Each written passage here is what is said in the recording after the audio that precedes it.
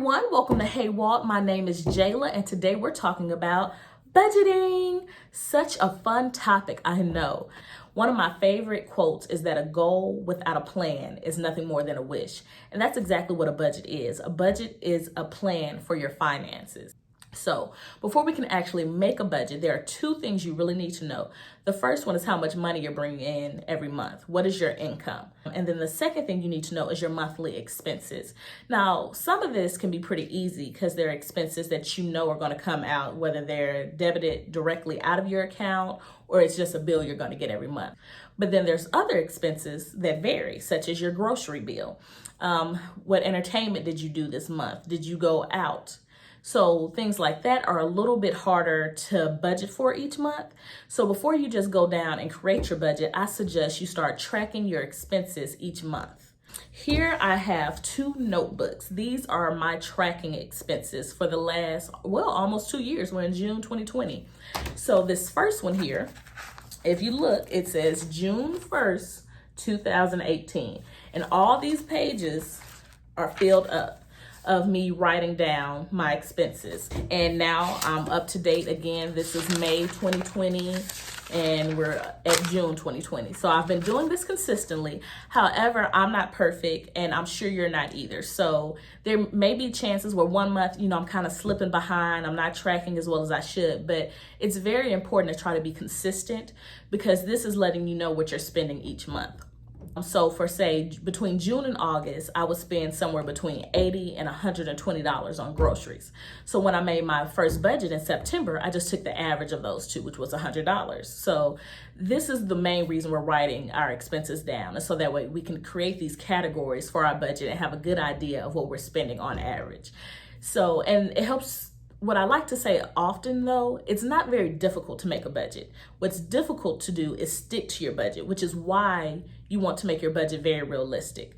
Fun should be included in your budget as well. It's very likely your friends are going to ask you to go somewhere to do something. Well, if you're going to go, you need to have that included in your budget. So I have a budget line for entertainment. Christmas is in my budget every single month. Every month I have about $40 allocated to Christmas. So I did this for the first time last year and that was super helpful. So when Christmas came, I wasn't putting anything on credit cards. I wasn't wondering, I can't get this person a gift. All that money had already been set aside and it was incredibly helpful. So you want to make sure your budget is realistic. And also there are certain months where it's a good chance you may not it may not be the norm. Like this month, my property taxes are due. You're going to need to either split that up between all the months or know this month, a big portion of what might have been fund money is going to need to go towards my property taxes. So now I'm going to show you an example of what my budget looks like. It's just an Excel spreadsheet. It's fairly long, but I'm going to go through it with you, not too in depth, but just to give you an idea of how vast your budget can be. Okay, so this is my budget for the month of June. Now, first up is income. This is the amount of money that I think I'm going to make in the month of June. But part of this income is actually left over from May. So let's say I got paid the last Friday in May. That means it's going to be almost 2 weeks into June before I get paid again. However, I do have some bills that are due at the beginning of June. Therefore, I need that money left over from May to be included in this budget and in this income. So once I finally do get paid, let's say I make $1,000. I'm going to include that amount of income under the income column. And then based on the formulas I've put into this Excel spreadsheet, it's going to add it up.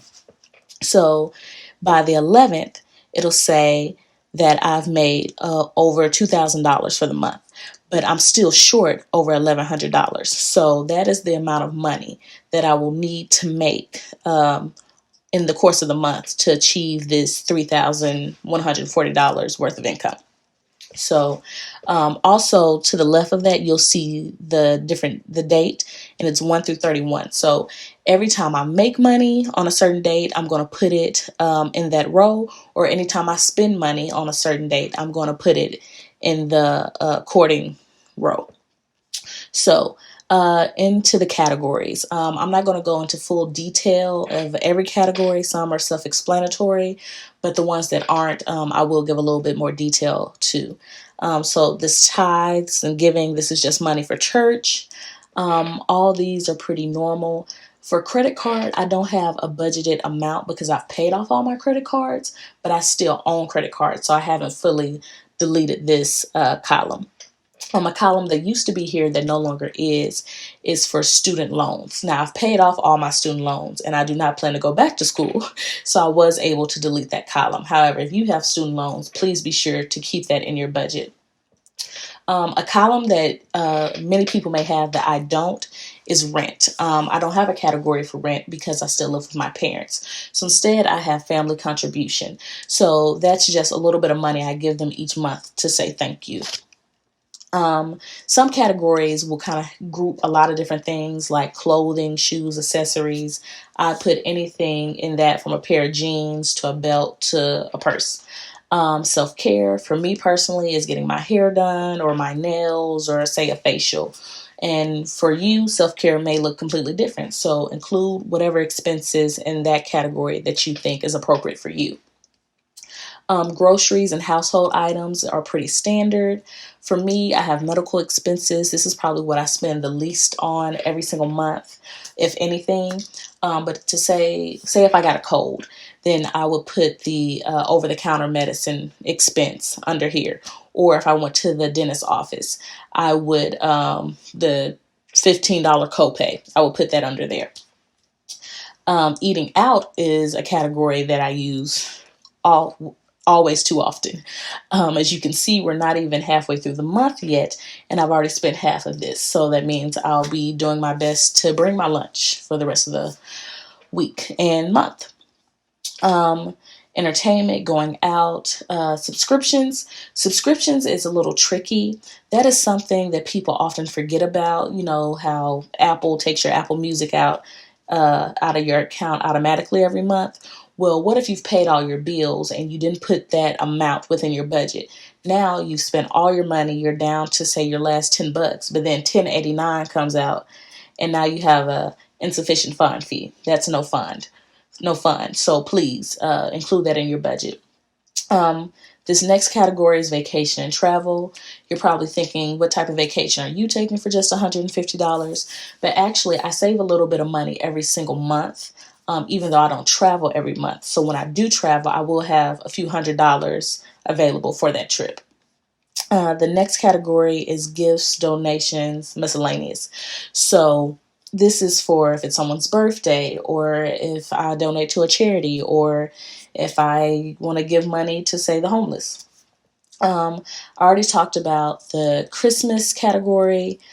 Savings. For me, savings is definitely a priority, so it's included in my budget. I'm trying to move out of my parents' home, so I'm saving quite a bit for the long term. My paycheck is actually split into different accounts. Some of it goes into my checking, some goes into my savings, and then another goes into a separate savings account, which is known as my emergency fund. So this is for things, say, God forbid, I was to lose my job, or I needed all new tires. These are big expenses that I don't want to dip into the moving out fund for.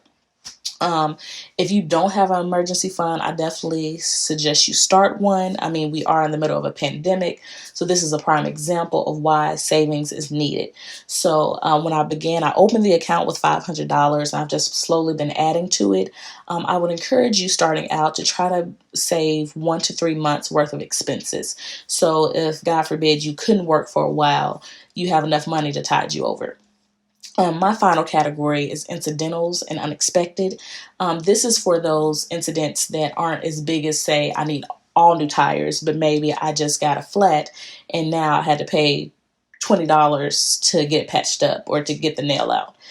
So that is what you can afford to pay, but still is unexpected. Now, for everything I'm expecting to spend money on, that's about $2,330. However, I'm expecting, with some of the money left over from May, to have about $3,140 accessible. But that extra money isn't fun money or something to spend, because come the 1st of July, I will still have bills. And so I'll use that extra money to pay those bills. So this is my budget. I find it really helpful to just do this in Excel. It doesn't vary much month to month.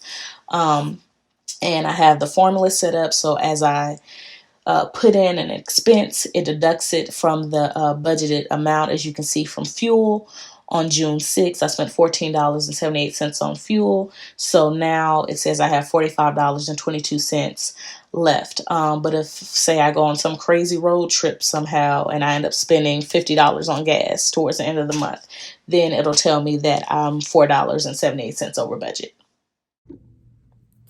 Okay, now that you've seen my budget and what I do each month, I hope this has inspired you to make your own, or if you've already had one, maybe reconsider some things. And the sooner you start budgeting, the more likely you are to have extra income. And budgeting sometimes is exciting. When I see a category, ooh, I came in under groceries this month, or I came in under how much I'd allotted for self-care this month, I'm excited.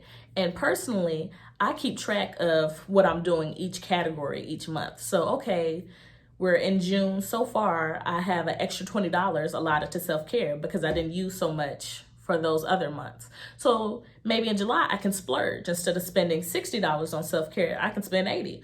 Or, I have an extra $20. Let me add that to my savings. It's up to you. And there are times you may go over a little bit. And so don't beat yourself up, but just try to improve. Make each month better than the previous month. That's very important. But I'm so glad that you all tuned in for this. I hope you enjoyed it, and I look forward to talking to you again. Bye.